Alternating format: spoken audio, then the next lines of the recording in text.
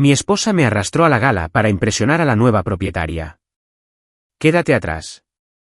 No me avergüences, siseó ella. Cuando llegó la multimillonaria, ignoró por completo a mi esposa, caminó directamente hacia mí, con la mirada fija en la mía, y susurró entre lágrimas, te he estado buscando durante 28 años. A mi esposa se le cayó la copa. Quédate atrás. No me avergüences, siseó mi esposa. 30 segundos después, la multimillonaria pasó por delante de ella directamente hacia mí. Yo estaba de pie detrás de una columna de mármol cuando Eleanor Price tomó mis manos. No las estrechó, las tomó. Sus dedos eran cálidos, firmes. No miró mi smoking.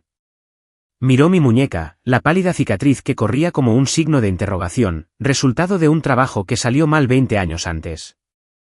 Sus ojos se llenaron de lágrimas. La sala seguía zumbando, jazz, risas, el suave tintineo de las copas. Pero, por un segundo, todo quedó en silencio. Te he estado buscando durante 28 años, susurró ella. A alguien se le cayó una copa. No tuve que girarme para saber a quién. Ese fue el momento. La grieta en el suelo, el punto de no retorno. Todo lo anterior a eso, cada pequeña humillación, cada palabra tragada, regresó de golpe. Y todo lo que sucedería después cambiaría mi vida. La gala era la noche de Marianne. Lo había dicho al menos 3 veces durante el trayecto desde Rackford, alisándose el vestido, revisando su lápiz labial en el espejo, como si fuéramos a una sesión de fotos en lugar de a una recaudación de fondos. La nueva propietaria estaba en la ciudad, dijo. Los donantes estarían observando. La imagen importaba. Solo quédate atrás, me dijo mientras entrábamos en la fila del ballet parking junto al río. Déjame encargarme de las presentaciones. Asentí. Siempre lo hacía. Adentro, el salón de baile olía a dinero, a cera pulida y a perfume, y a algo floral que salía por los conductos de ventilación. Un trío tocaba jazz suave cerca de las ventanas. Las luces del río parpadeaban a través del cristal, como si fueran parte de la decoración. Marianne se deslizó delante de mí, haciendo sonar sus tacones, con los hombros hacia atrás.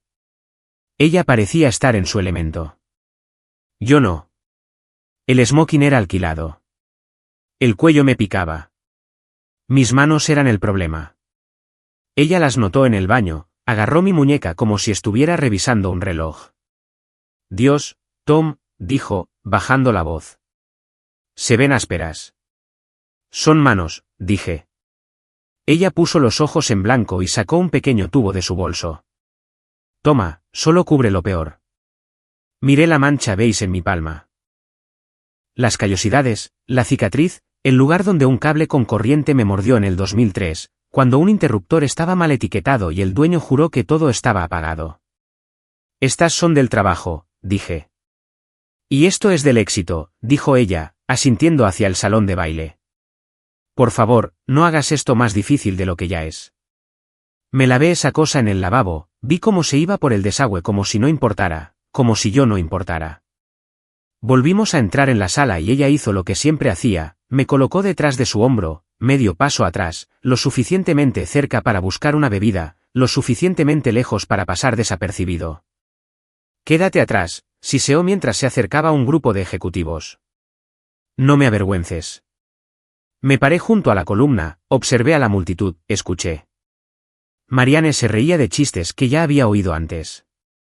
Hablaba sobre liderazgo, cultura y ética, como si fueran invenciones personales.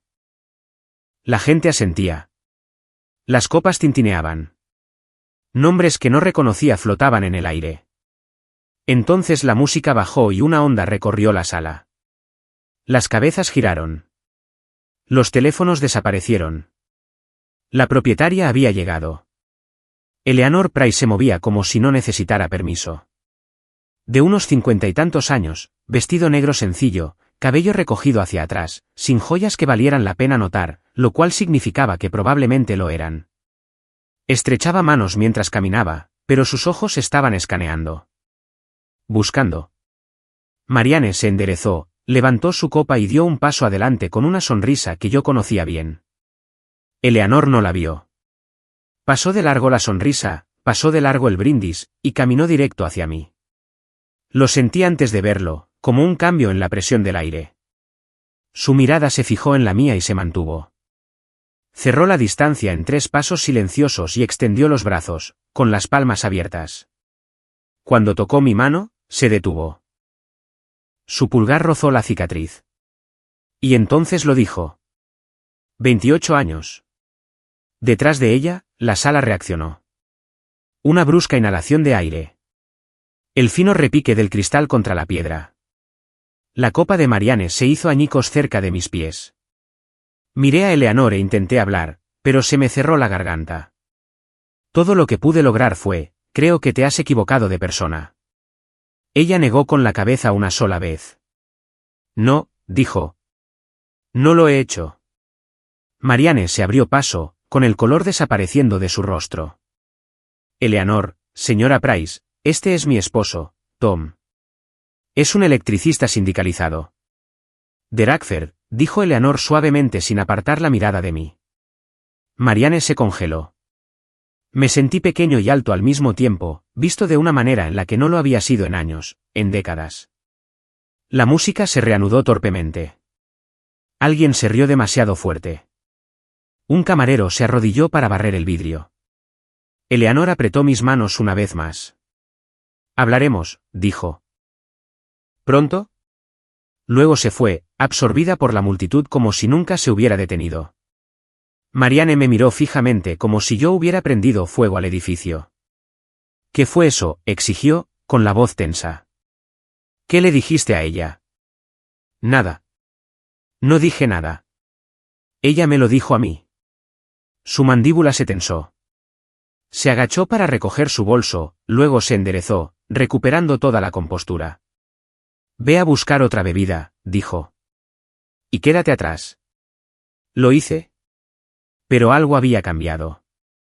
Podía sentirlo en mi pecho, como una puerta que había estado cerrada durante años y se había entreabierto.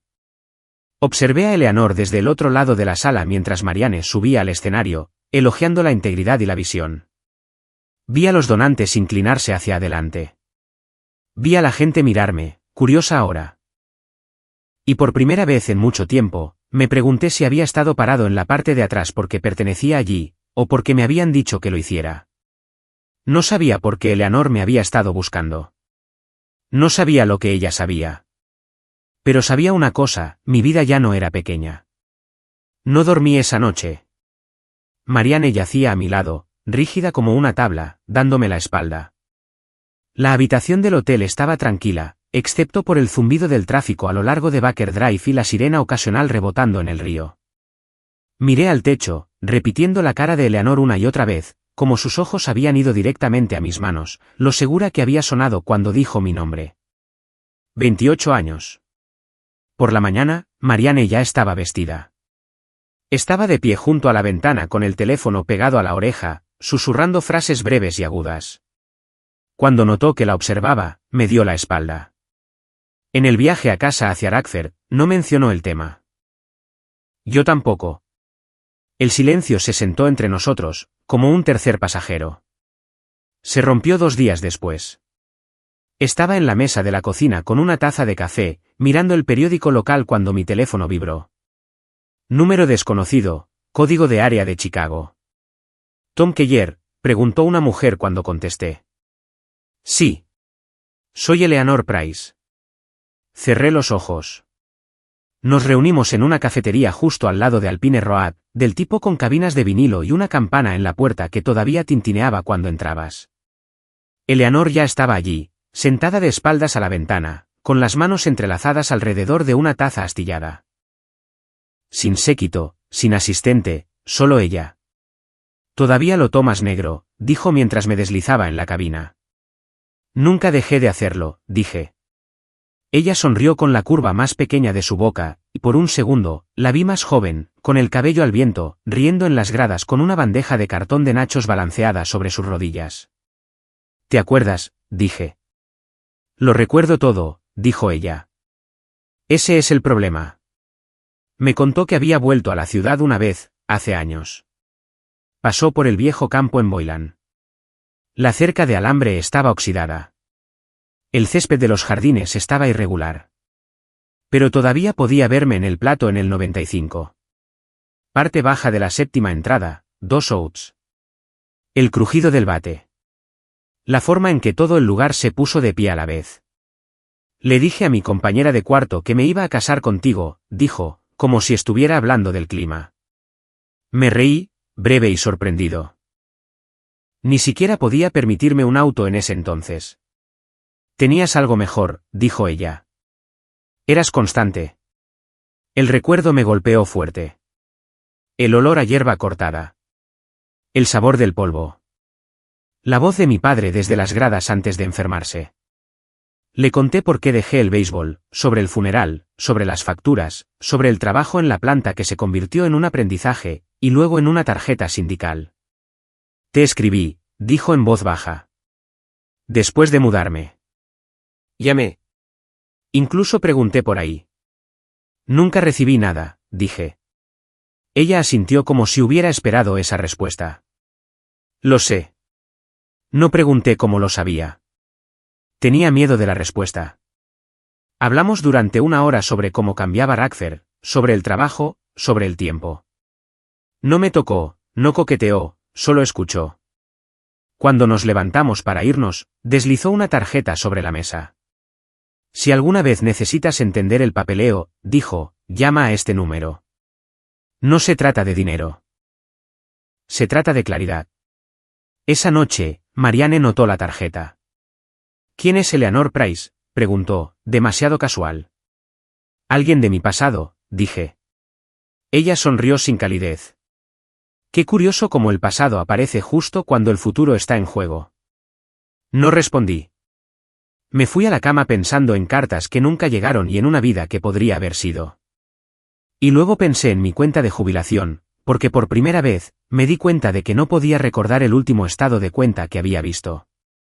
No fui buscando problemas. Los problemas vinieron a buscarme en forma de un sobreperdido. Cada trimestre, como un reloj, solía haber un estado de cuenta grueso esperando en el buzón cuando llegaba a casa del trabajo. Mi 401k, el resumen de la pensión, cosas aburridas, cosas reconfortantes, prueba de que 35 años de madrugadas y cables con corriente se estaban convirtiendo en algo sólido. Ese sobre no había aparecido en mucho tiempo. Al principio, me dije a mí mismo que todo era digital ahora. Marianne lo había dicho más de una vez, sin papel es más limpio, Tom. Pero el pensamiento no me dejaba en paz. Se quedó en el fondo de mi mente mientras apretaba tuercas y etiquetaba paneles, mientras tomaba café en la mesa de descanso, mientras conducía a casa pasando por el viejo salón sindical en East State Street. Esa noche, Marianne estaba al teléfono cuando entré. Lo sé, dijo, riendo suavemente. Él no entiende de números. Yo me encargaré. Me dio la espalda cuando me vio. Algo en mi pecho se enfrió. Más tarde, después de que ella subiera, abrí el cajón del escritorio donde guardábamos las declaraciones de impuestos y las garantías. Las carpetas estaban allí, ordenadas como siempre, pero la carpeta azul, jubilación, había desaparecido. Revisé el archivador, el armario del pasillo, el estante del garaje donde guardábamos los manuales viejos. Nada. Mary, llamé. Ella bajó despacio, con cuidado. ¿Qué? ¿Dónde está la carpeta de jubilación? Frunció el ceño como si hubiera preguntado algo tonto. ¿Para qué necesitas eso? Solo quiero mirarla. Ella agitó una mano. Todo está en línea ahora. No necesitas preocuparte por eso. Si necesito, dije. Siempre la he mirado. Sus ojos se endurecieron por una fracción de segundo antes de suavizarlos.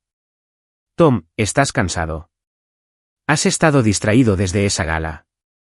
Déjame encargarme de esto. Esa palabra otra vez. Encargarme. No presioné. Me fui a la cama y miré el techo de la misma manera que lo había hecho en Chicago, escuchando la casa crujir a nuestro alrededor. A la mañana siguiente, pasé por la cooperativa de crédito en mi hora de almuerzo. La mujer del mostrador me conocía.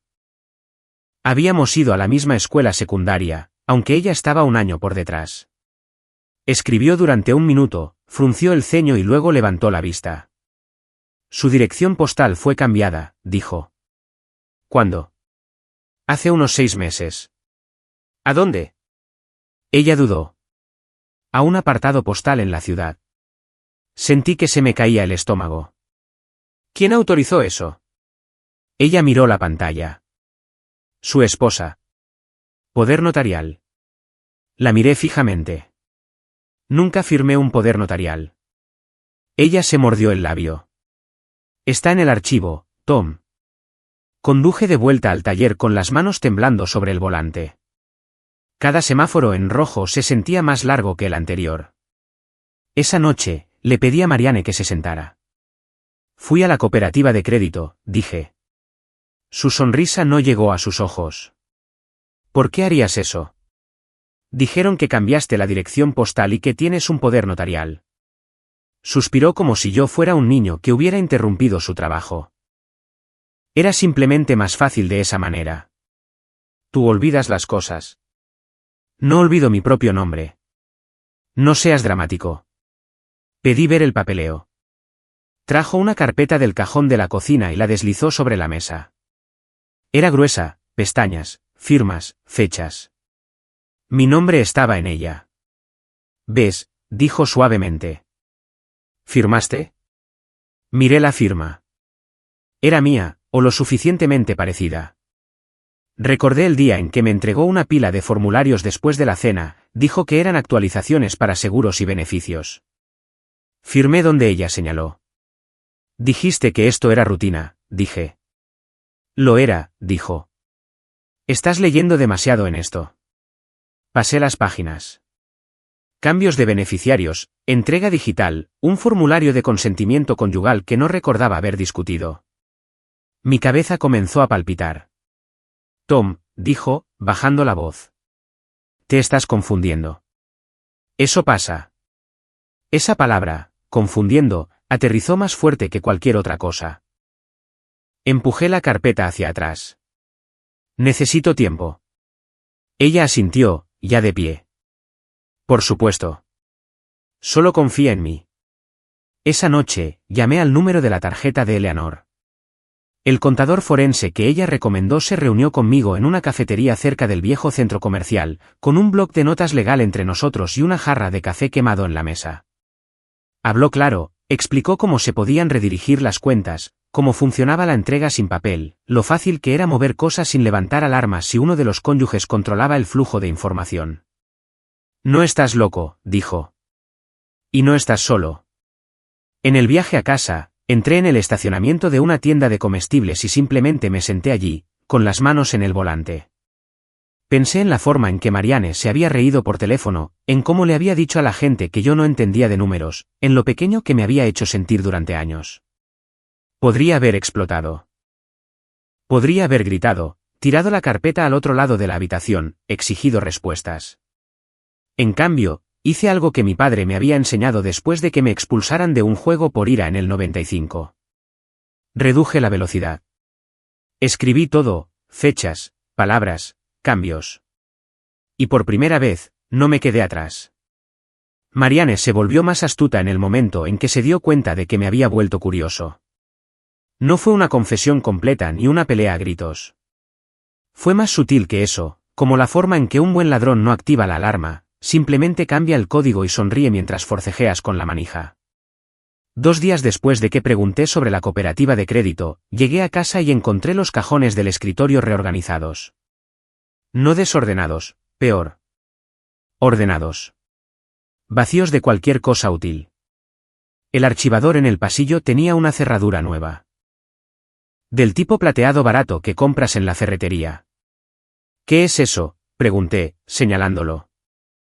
Marianne no levantó la vista de su computadora portátil. ¿Privacidad? Son mis cosas también.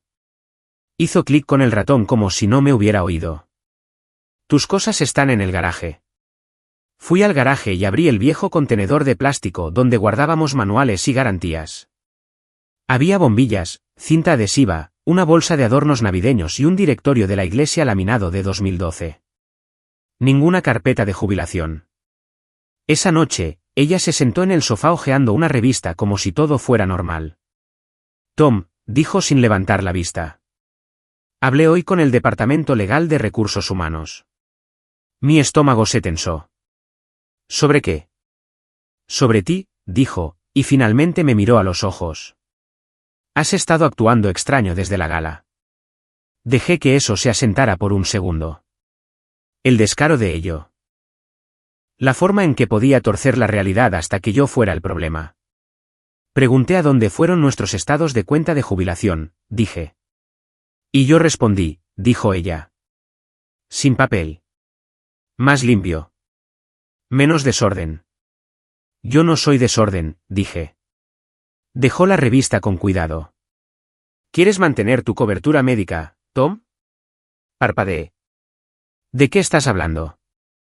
Me dio esa sonrisa de recursos humanos, suave por fuera, de hierro por debajo. Has estado trabajando a tiempo parcial últimamente. Has tenido esos dolores de cabeza. Si vas a empezar a acusarme de cosas, va a crear inestabilidad. Inestabilidad, repetí, saboreando la palabra. Es solo la realidad, dijo. A nuestra edad, no podemos permitirnos errores. No entiendes cómo funcionan estos beneficios. Ahí estaba de nuevo. Esa frase que había estado usando como un martillo. No entiendes. Quería gritar. Quería decirle que había cableado la mitad del parque industrial en el extremo sur de la ciudad y nunca una sola vez no entendí la diferencia entre un cable vivo y un neutro. Pero esto no era eléctrico. Esto era personal. Esto era alguien tratando de hacerme dudar de mi propia mente. Así que, hice la única cosa que ella no esperaba. Asentí. Está bien, dije en voz baja. Muéstrame. Sus ojos se entrecerraron. ¿Mostrarte qué? Las cuentas, dije. Inicia sesión ahora mismo. Dudó el tiempo suficiente para decirme que no estaba acostumbrada a ser desafiada. Luego tomó su computadora portátil y la giró hacia mí, con los dedos volando sobre las teclas. Simplemente te sentirás abrumado, dijo. Lo intentaré, dije. Inició sesión rápido, como un mago practicante. La pantalla parpadeó. Aparecieron números. Se desplazó rápidamente, demasiado rápido, y luego cerró la computadora portátil de golpe. ¿Ves?, dijo. Todo está bien. Eso no es mostrarme, dije. Lo es, espetó, luego suavizó su tono.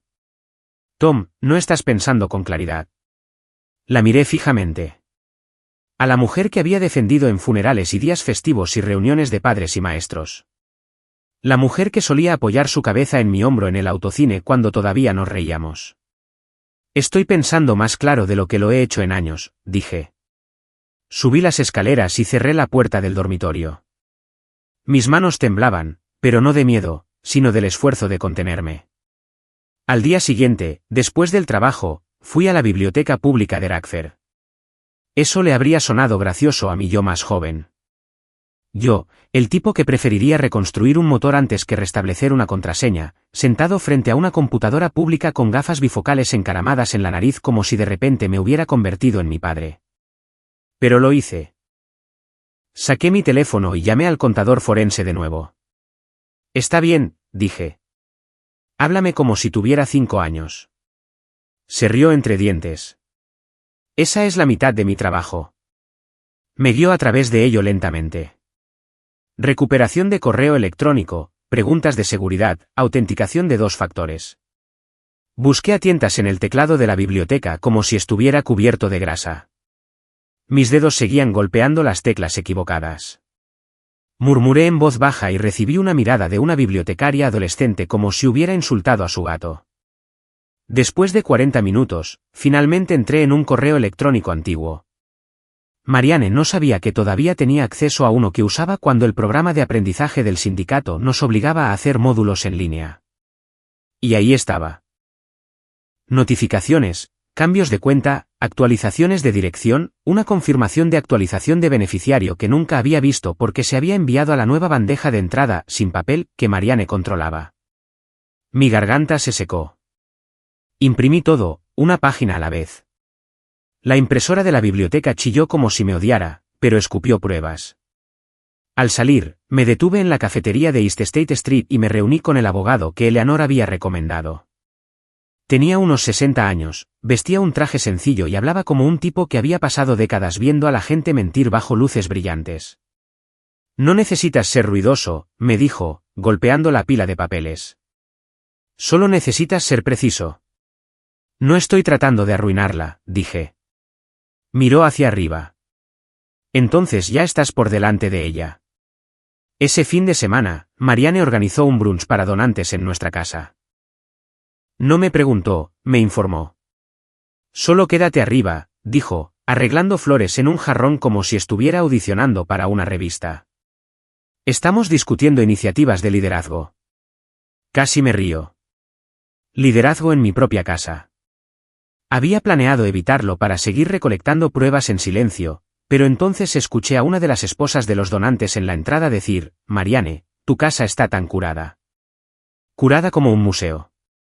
Como si yo fuera una exhibición polvorienta en la habitación de atrás. Algo en mí se rompió, no en rabia, sino en determinación. Bajé las escaleras, no en smoking esta vez, sino con mis botas de trabajo, mis jeans gastados, una camisa sencilla abotonada que yo mismo había planchado. Los ojos de Marianne se abrieron de par en par como si hubiera entrado desnudo. Tom, siseó, con los dientes apenas moviéndose. ¿Qué estás haciendo? Viviendo aquí, dije. Un par de personas se giraron. Uno de los donantes, un hombre de cabello gris con una chaqueta, miró mis botas y sonrió como si aprobara. ¿Esas son unas Red Wings?, preguntó. Sí, dije. Asintió. Buenas botas. Mi padre usó esas toda su vida. La sonrisa de Marianne se congeló en su lugar. Por un segundo, no fui invisible. Esa noche, después de que todos se fueron, Marianne me acorraló en la cocina. Me avergonzaste, dijo, con la voz temblando de ira. Me apoyé contra el mostrador y la miré con calma. Tú me has estado avergonzando durante años. Su rostro se puso rojo. ¿Crees que eres inteligente ahora porque una multimillonaria te habló en una gala? No respondí a eso. No le di nada que pudiera torcer. En cambio, fui al garaje y abrí una caja de cartón que no había tocado en mucho tiempo. Viejos recortes de béisbol, una foto descolorida del equipo y una cinta de casete etiquetada con la letra de Eleanor, verano del 95. Me senté en el banco de trabajo y la sostuve durante mucho tiempo. No porque quisiera correr de vuelta al pasado, sino porque me recordaba que solía ser un hombre que se paraba en la caja de bateo y no retrocedía. A la mañana siguiente, recibí un mensaje de Eleanor. Sin corazones, sin palabras dulces, solo una hora y un lugar. Una cafetería cerca del centro de Radford. Tranquila, neutral. Cuando nos reunimos, ella parecía cansada de una manera que el dinero no puede arreglar. No crecí así, dijo, mirando a su alrededor como si todavía no pudiera creer que poseía empresas. Mi primer apartamento tenía un techo con goteras. Aprendí a guardar recibos porque nadie más iba a mantenerme a salvo. Deslizó una carpeta sobre la mesa. No era dinero en efectivo. Era acceso. Copias de políticas corporativas, un esquema de procedimientos de cumplimiento, los canales adecuados para presentar pruebas sin ser aplastado por los amigos de recursos humanos de Marianne. Tu historia necesita luz del día, dijo. No drama. Luz del día. Tragué saliva con fuerza. Ella va a venir por mí. Eleanor asintió una vez. Entonces hagamos esto bien. Salí con la carpeta bajo el brazo, sintiendo su peso como un cinturón de herramientas. Marianne pensó que había cerrado el gabinete. No se había dado cuenta de que yo había aprendido a leer el cableado detrás de la pared. Y cuando llegó la invitación una semana después, cena de premios de ética y liderazgo con el nombre de Marianne en letras doradas, la sostuve en mis manos y sentí algo casi parecido a la lástima. Porque ella estaba construyendo toda su vida sobre la imagen. Y yo finalmente estaba sosteniendo el papeleo que podría derribarla. Silenciosamente. Legalmente. Una ficha de dominó a la vez. El salón de baile era más ruidoso esta vez, no con música, sino con voces. Voces bajas, superpuestas y seguras que pertenecían a personas que pensaban que estaban a salvo. La cena de los premios de ética y liderazgo se llevó a cabo en un hotel cerca del río. Todo cristal y acero cepillado, el tipo de lugar que te hacía sentir importante con solo entrar. Marianne lo había planeado todo al minuto. Llegó temprano, con el portapapeles en la mano, haciendo sonar los tacones como un metrónomo. Abrazó a los donantes, se rió de chistes internos, besó mejillas. Su nombre estaba impreso en pancartas junto a palabras como integridad, transparencia, valores corporativos. Entré 10 minutos tarde, no porque estuviera nervioso, sino porque el tiempo importa. Llevaba una chaqueta oscura y botas limpias. No llamativo, no desafiante, solo yo. Asentí al ballet, agradecí a la anfitriona y tomé asiento cerca de la parte trasera donde a Marianne siempre le gustaba más que estuviera. Desde el escenario, se veía radiante, segura, intocable. Cuando comenzó su discurso, la sala se calmó. En un momento en que la confianza en las instituciones es frágil, dijo al micrófono, es nuestra responsabilidad como líderes mantener los estándares éticos, incluso cuando es incómodo. Sentí una extraña calma invadirme porque sabía lo que ya se estaba moviendo. 3 días antes, los paquetes habían salido a través de los canales adecuados con marcas de tiempo y recibos. El comité de auditoría, el abogado externó, el enlace de la junta que Eleanor me había presentado discretamente. Nada se filtró, nada sensacionalista, solo hechos. Reembolsos de gastos que no cuadraban. Declaraciones de conflicto de intereses que estaban incompletas. Correos electrónicos de recursos humanos documentando presión sobre los cónyuges para firmar documentos de rutina, cambios de beneficiarios realizados sin consentimiento informado. Cortes de papel. Por el rabillo del ojo, vi a un hombre con traje gris susurrarle a una mujer en la mesa principal. Salió otro teléfono, luego otro. Marianne siguió hablando. Su voz tembló solo un poco. Porque la dignidad en el lugar de trabajo no es solo un eslogan. Una mano se levantó cerca del frente. Marianne, dijo un miembro de la junta, poniéndose de pie. ¿Podemos hacer una pausa? La sala cambió. Las sillas crujieron. Alguien se aclaró la garganta. Marianne sonrió tensamente. Por supuesto. Él no se volvió a sentar. Hay algunas preguntas, dijo con cuidado, que deben abordarse antes de continuar. Sus ojos escanearon la sala, buscando ayuda, buscando control. Me encontraron a mí en su lugar. No sonreí. No asentí. Simplemente me puse de pie. El sonido viajó, tela contra silla, el raspado de botas en la alfombra. Las cabezas giraron. ¿Quién es ese?, susurró alguien. El rostro de Marianne palideció. Esto es altamente inapropiado, dijo, con la voz repentinamente aguda. Este es mi esposo. Está confundido. Ahí estaba, esa palabra de nuevo. Caminé hacia adelante lentamente, deteniéndome a unos pocos pies del escenario. Podía sentir los latidos de mi corazón en mis oídos, pero mis manos estaban firmes. Más firmes de lo que habían estado en años. No estoy confundido, dije. No levanté la voz. No necesitaba hacerlo. Estoy informado. Un murmullo recorrió la multitud. El miembro de la junta asintió una vez. El señor Keller ha proporcionado documentación, dijo. Documentación sustancial. Marianne se rió, un sonido frágil. Este es un asunto personal. Una disputa conyugal. No, dijo el miembro de la junta. Es un problema de cumplimiento. El proyector detrás de ella cobró vida. Encabezados de correo electrónico, fechas, extractos de políticas. Marianne se giró, con los ojos moviéndose rápidamente, los labios separándose sin sonido. Buscó el atril como si pudiera sostenerla. No entienden, dijo, con la voz quebrándose. Esto se está sacando de contexto. Di un paso más hacia adelante. He estado en la parte de atrás el tiempo suficiente para verlo todo, Marianne, dije. El silencio cayó pesado. Ella me miró entonces, no con ira, ni siquiera con miedo, sino con algo cercano a la incredulidad, como si hubiera construido todo su mundo bajo la suposición de que yo nunca me levantaría. Su mano tembló. El vaso de agua en el atril se inclinó, rodó y se hizo añicos en el escenario. Nadie se movió para ayudar. El miembro de la Junta agradeció a los asistentes por su paciencia y anunció una suspensión temporal pendiente de revisión.